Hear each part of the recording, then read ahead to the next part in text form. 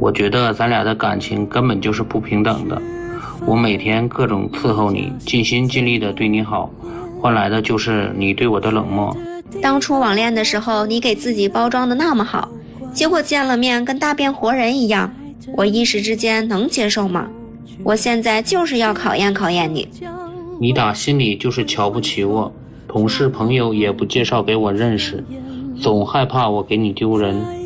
我的梦想你也不支持，我真的不知道你是不是真心想跟我在一起。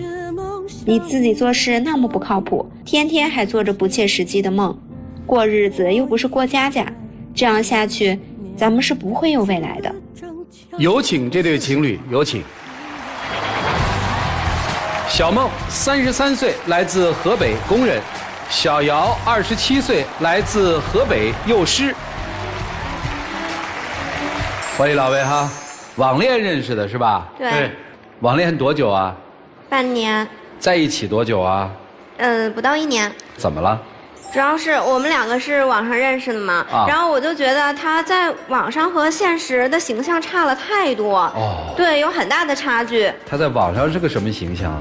在网上的时候吧，他把自己包装得非常好。他说比我大3岁，然后有车有房呀，朋友圈经常晒一些去旅游，然后听的音乐也和我很相似啊。然后还说他是坐办公室的。其实我是坐办公室的，在车间坐办公室，然后随着时间的往后推移的话，然后到车间工作了。刚开始是坐办公室。然后吧，我俩经常聊的也挺好的。我有什么工作上的问题呢，他都会安慰我，帮我解决。然后他有一次给我发了一张他的照片，我就觉得，这小伙儿就是还蛮精神的嘛。然后也半年了，也有了感情，我就提出了见面。结果他说啥就不想和我见面，当时我就觉得他是不是骗我什么呀？感情的事嘛，就是需要一点点积累呀。这个时间到了，水到自然而成。你那时候不着急，那之后见了我第一面就着急牵我手。恋人牵一下手不很正常吗？那时机不一样好吗？然后我俩就见了面嘛，这一看，这和照片上根本就不是一个人嘛。今天我也把那个照片带来了，就是想给各位老师和主任看一下。这美颜开到100%吧？我跟大伙儿解释一把，这是因为嘛，在疫情在家，然后多吃了点变胖了，我只是变胖了一点。不是胖不胖的问题吧？这明明是2个人呢。对，我那天见他的时候我都没有认出来，我说这谁呀？我差点扭头走了。对。那咱不说照片问题，还有呢，就是他年龄，一开始不跟我说的大3岁嘛，结果他比我大了6岁。这解释一下。就是我这人心态平常也是很年轻的，然后我就少说了2岁，少说2岁也很正常吗？咱们2个认识这么长时间，也有感情了，你还在乎这些你真实的年龄小那是你优势，那你心理年龄小那是幼稚好吧？这有啥可骄傲的呢？你不光这骗我，你别的也骗我，你工作还骗我呢。有房吗？没有。他就是一系列都是骗我的嘛，就是因为时间也久了嘛，他也经常就是和我聊，毕竟有了感情，我就寻思着要不在一起尝试一下。我对他非常的好。其实刚认识的时候，我就是早上给他送早饭，下午给他送奶茶，然后呢晚上还去接他。但是他有一个让我接受不了的点呢，是他不让我在他们公司的门口去接他。就是在另一条街去等他，然后他去找我。为啥？这点我也可以解释，因为之前他给我发的那张照片嘛，我已经给我同事看过了，都已经，人家都知道那是我男朋友，然后他突然出现，人家这一看我还以为我出轨了呢。我表现的已经很好了，我想2个人周末的时候多待一下嘛，然后就是我主动提出来去他家，然后给他做家务给他洗衣服什么的，我表现得非常的努力但是他可倒好，他非常不客气，他每个周末都让我去他家帮他做卫生。这不是你说的吗？你去帮我吗？帮你是可以但是说他有一次可能是他朋友搬家，他也是把我叫去了，然后他也没有跟他这个朋友说明我俩是什么关系然后不需要说明嘛。不需要说明。为什么呀？你说人家都在那儿搬着家呢，我突然说大家请一下，这是我男朋友。他们都以为是我是一个搬家公司的工人，就是来回的使唤我，这一上午累得我满头大汗。干完活了，他还，哎呀，你快走吧，回去休息吧，这弄得我很受伤啊。这怎么办呢？你追人姑娘吗？我是追她这个姑娘，但是啊，她有的时候，我真的很不理解啊，就是像她刚才头边说的一样，我俩见个面，我想牵一下她手，她不同意。我俩出去玩的话，她也不会说跟别的女生一样会搂着男朋友的胳膊什么的，这种亲密的动作基本上是没有啊。当时那时候的脸和现在的脸它不一样，得给我一个心理的就是接受过程。带出来嫌丢人是吧？就是主持人，我和你说，他就是根本就不想把我和他的关系展现在他的朋友当中啊，同事当中。有一次啊，他们这个公司团建，他呀和一个异性，一个小帅哥吧，一个照片他就大大方方的就发在了这个朋友圈里边。哎，我就觉得我这个人很不是滋味啊，因为我俩之间的照片他从来没有发在这个朋友圈里边。他为什么不发我们两个人的照片呢？因为我那天和别的朋友也拍了照片，我就觉得是。那你背后，那你背着我聊微信和异性啊？你怎么就知道我背着你和异性聊呢？我就感觉你背着我和异性聊，他就是总把这个分手这件事儿挂在嘴边啊。他呀，一次是生病了嘛，然后我知道了，我就给他打个电话，然后去找他，我说下楼吧，咱们去医院看看病嘛。然后他说太烦了，他嫌我烦，然后和我吵，然后就和我提分手。那天我生病了，特别难受，他在我家楼下就一直大喊，一直喊，非得让我下来输液，我觉得没有必要去输液。不是喊什么呀？就是让他下来，就让我下来，然后我周围邻居都听见了，都以为怎么了呢？我就是当时觉得，哎呀，我一生气了，我就提了分手。你在人家楼下喊啊？他着急，小姚输液。我没有喊输液啊，我就喊他名字，一直在喊，一直在喊，我就喊他下来嘛。不是你干嘛呀？为啥不上去啊？我是提着大包小包的东西有点沉，然后我就在楼下喊他。懂了。他们家一个是住3楼，也不是太高。咋没分掉呢？他后来又主动跟我和好。然后还有就是他父母啊也想见见我嘛。第一次嘛去他家，然后他叮嘱我就是给他妈买什么样的化妆品，给他爸买什么样的烟，什么样的酒，我就觉得心里有点不平衡。为啥？就是在这以前呢，他去过我家，但是啊，他非常的不太情愿。到我家了也是空着手去的，表情啊或者说表现也不是很好，就是往那儿一坐，端着个架子什么的。但是他让我去他家的话，他就要求我很多，然后就是少说话多干活，这是一方面啊。他细节到哪一种地步，他就说，坐着不能抖腿，吃饭不能吧唧嘴。就细节到这种地步。不是，这不是很正常吗？你坐着抖腿啊？不抖腿啊？那你吃饭吧唧腿啊？他抖过，这没感觉，真没感觉。就自己的时候，这不需要要求吧？这是最基本的吧？啊，你可以不去啊。我觉得还是应该去啊。就他说我去见他父母没带东西嘛，那时候是我俩就是刚好不久，然后我说没有到那步呢，我说我不去，不想去，他就非得拉着我去，而且把我逼生气了，我就已经说不想去了，非要拉着我去。我去你家好，我就感觉他在咱们那时候已经到谈婚论嫁了，该见父母了。我觉得他父母也是觉得他岁数也是年龄也是不小了嘛。你傻呀，你还纠结这个呀？都跟你说了要谈婚论嫁了，你现在还纠结这个呀？我为了你，那他你在我是这么说，但是他表现我觉得没有到那种和我想要走在一起那种感觉。那你的意思就是他骗财骗色喽？不至于。行吧，怎么着啊？这不是都要谈婚论嫁了吗？跑这儿来干嘛呀？因为吧，他有一个不切实际的音乐梦。我有一个梦想不很好吗？不是，你看我像我这个年纪有一个梦想，对吧？是不是应该值得尊重一下？你有梦想没有错，但是你作为我一个女朋友，她经常给我泼冷水，然后她就说，如果你要是辞职，你要是把自己的积蓄然后出唱片去，那咱俩就分手就行了。对，他说他出唱片，我就更生气了。我觉得有点白日做梦。你说我俩就好好的就结婚以后，这不挺好的吗？非要去学音乐，而且拿着以前的积蓄说要去发唱片，这我有点受不了。我就想让他实际一些，以后不好好的。没辞职吗？也没辞职啊。对，他是没辞职。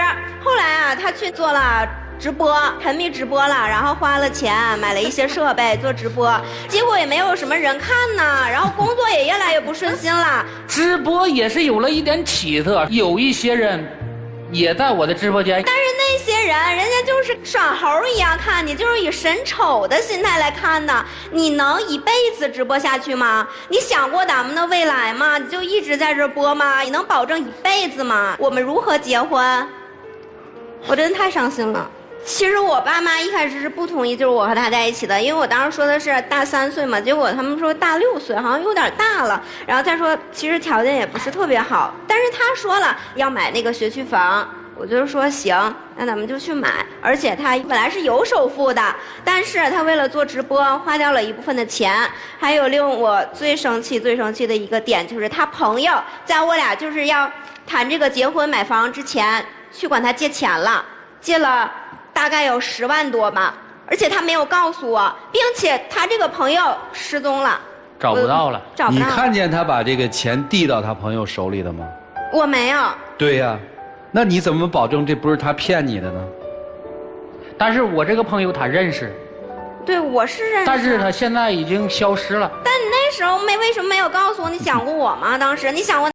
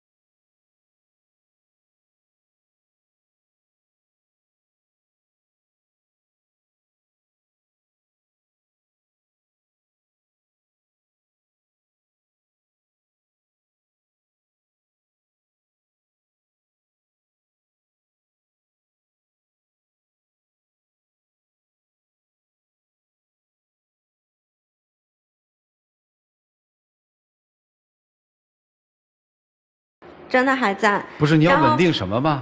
就是这样说吧，先稳定到哪儿嘛？这么说吧，因为我觉得他的梦想比我重要，他的朋友比我重要，他的家人也比我重要。那你还跟他谈恋爱，还要嫁给他？所以我你傻呀？所以我就是在想，他到底重不重视我？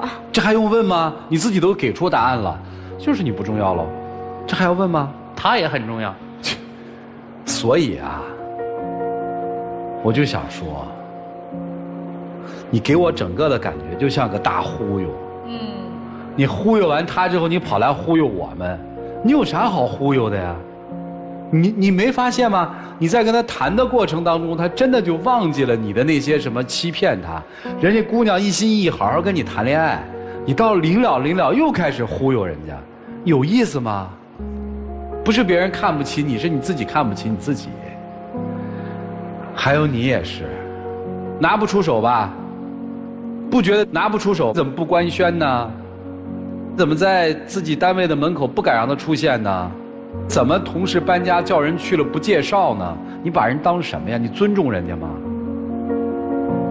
我也不知道你们俩之间的这个感情到底是什么，你们听听老师们怎么说。一起进入丘比特问卷。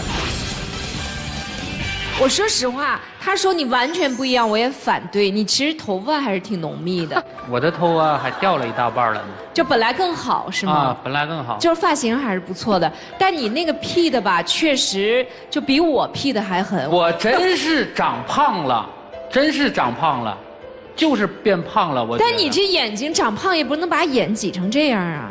反正大概我也知道那个情况了哈，反正我觉得你们这个一开始吧就没开好，就像种一棵树，我们比如说挖了一个洞，然后把这个树苗扶正往里放的时候，你就把它放歪了，然后你就感觉歪歪倒倒的在那长着，后面你老要扶正它，但是它随着时间推移，你想扶正它就有难度了。现在我感觉你们俩之间就是这样，其实根已经扎下去了，树也长上来了。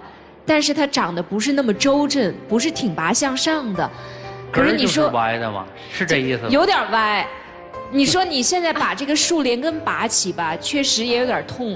它毕竟也有感情在里面的。然后这个小伙子，你一直仰着头，就有一种怎么着，我就这样了。怎么样啊？就这种感觉，我也不知道你哪儿来的自信。姑娘这么漂亮，然后我感觉也非常的得体。就你哪儿来的自信？就是我就这么着了，你还能把我怎么样呢？反正时间长了，你不就是我的了吗？我觉得千万别这么想。煮熟的鸭子也会飞的，而且飞得更快，就是它决心更大。所以我认为，在爱情里，真诚2个字比什么都重要。哪怕你一无所有，哪怕你有很多问题，当你面对一份感情，你保持真诚的话，我觉得收获的可能比你期待的要多。如果你始终用这种方式来做的话，到最后有可能都是竹篮打水一场空。所以我是建议啊，女生，你一定要想清楚，不要因为身边没有其他更好的选择，你觉得算了，我就先跟他走一段看看。不要这么想，越是这样，越会增加你还有他的痛苦，因为你们2个人本不是一路人。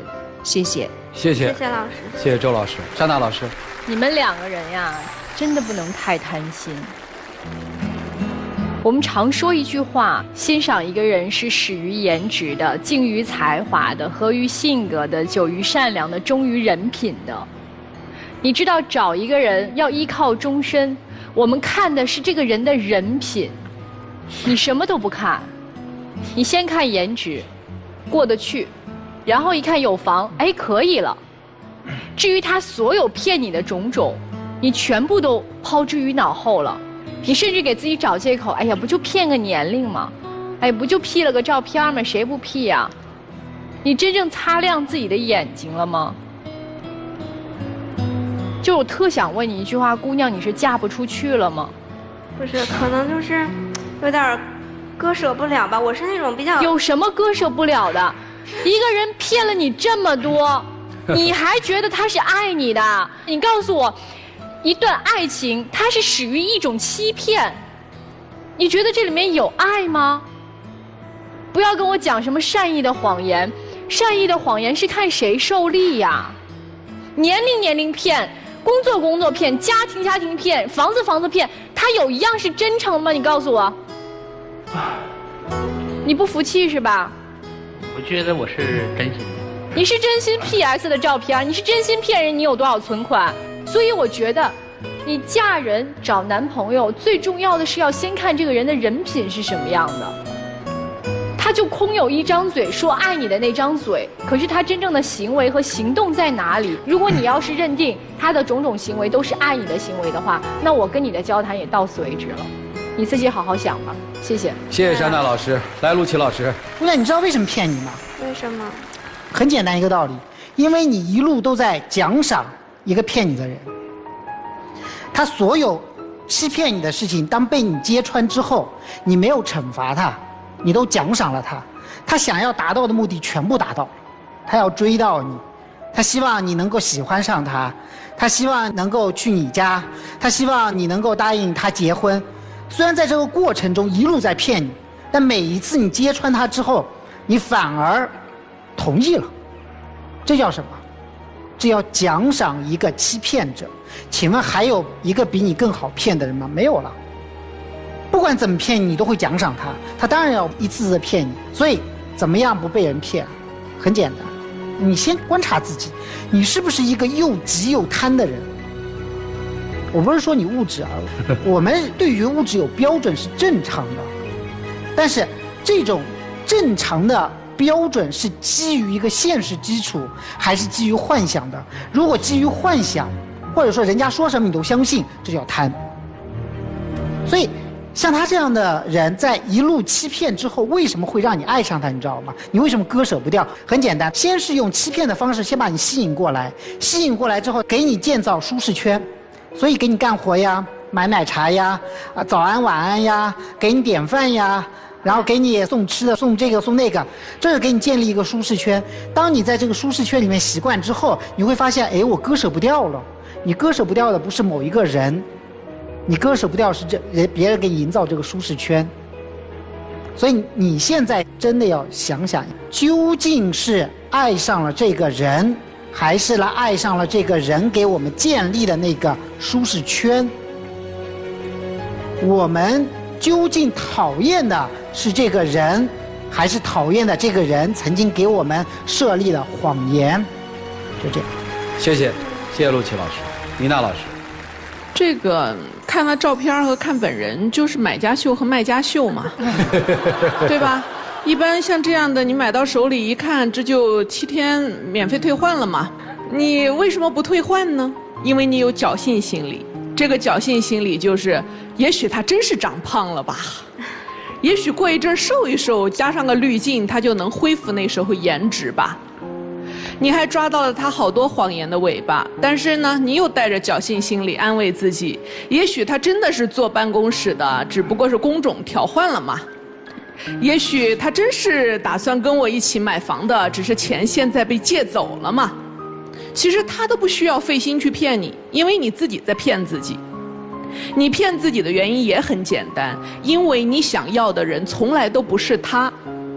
你想要一个就是你自己设下的那一些大概样貌，你脑子里其实都是有标准的，但是苦于只有标准又没有人，所以当这一个人出现的时候，你就勉强把它套进去了，满足你的想象。但你不能跟想象过一辈子呀，你还是会觉得，即使是跟他在一起买了房子，房本上有了你的名字，你也不愿意让他去你单位里接你下班，你也不愿意带到你的朋友身边说这就是我老公。为什么？因为无论是从外表还是到他可能接受到的教育背景也好，家庭环境也好，自己的工作也好，无一处令你满意，无一处令你欣赏。如果是这样，你说你何必呢？你就像你非要买回来一件自己都知道穿上去难看的衣服，然后套在身上，为什么？存心恶心自己呀。没走过一个橱窗，看到倒影里头，哎呀真丑，然后看到镜子里头，哎呀真恶心。余生你就打算自己来这样为难自己吗？你现在给他要求说房本上写上你的名字，看上去你像是为未来能够增加一点安全感，是吗？不，因为你知道他实在太不符合你的期待了，你希望他的真情和他能给你的东西比其他人多，来证明你没选择错。如果你找到了一个你理想中的伴侣，我想你也可能不会说一定要写我的名字，因为你觉得我们根本都不会有分开的那一天，我根本不需要有任何的物质保障，因为我爱他，我就想守在他身边。然而当一个你不够爱的人在这里的时候，他只有做10倍、20倍、100倍为你付出的事情，你才觉得仿佛你才配下嫁。不要再去考虑你们俩有没有未来，不用去争论写谁的名字，更不用去揭露什么他到底是个骗子还是一个什么样的人。你为了爱情不择手段，这个本身就是错误的，小伙子，管你在那里自我辩解或者自己觉得自己多冤，就是不择手段。我觉得我真是真心的。哎呀，你真心想要，然而你也知道那个是你要不着的姑娘，所以你用自己的包装。但是你有没有想过，你要的这姑娘来到你身边是虐你的呀？你怎么会愿意让一个女人每天嫌弃你呢？伪装可以得到她1时2时的崇拜和欣赏，等揭穿了以后，你就要面对接下来余生里头被这个人挑剔嫌弃，这样的日子就真的好吗？你为什么就不能找到一个能够欣赏你的，跟你踏实过日子的姑娘，然后这姑娘也尊重你，你也尊重这姑娘，过一个正常的日子啊？你非要把自己过成被人嫌弃的一生干嘛呢？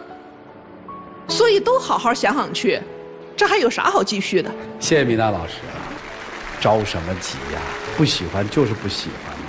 以后啊，别骗人了，骗人总有被揭穿的时候，自己好好想一想，应该怎么做。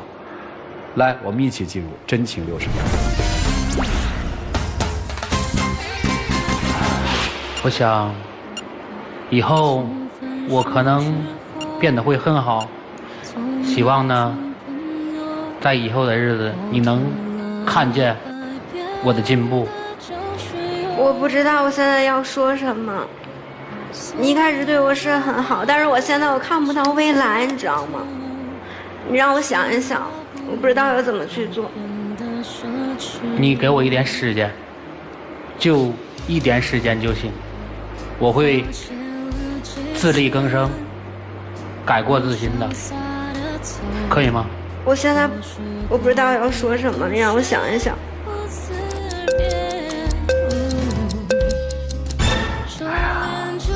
你说那句话的时候，就注定了你改不了。给我一点点时间，我会更好的，怎么可能呢？谢谢两位哈，请回，请回。电视机前的观众朋友，欢迎大家登录优酷视频、腾讯视频、爱奇艺、搜狐视频收看节目的完整内容，来看一看这对嘉宾自己的选择是怎样的。请开门。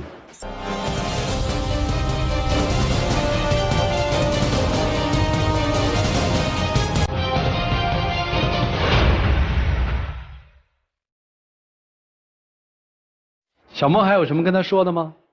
我已经预料到了。我觉得呢，他也就是想找一个依靠吧，然后我可能是不是太符合。以后再跟人交朋友的时候，还编那些背景吗？不会了，不会。其实你真诚的相爱的话，我相信你会找到真爱你的人。谢谢您的分享，来，请回。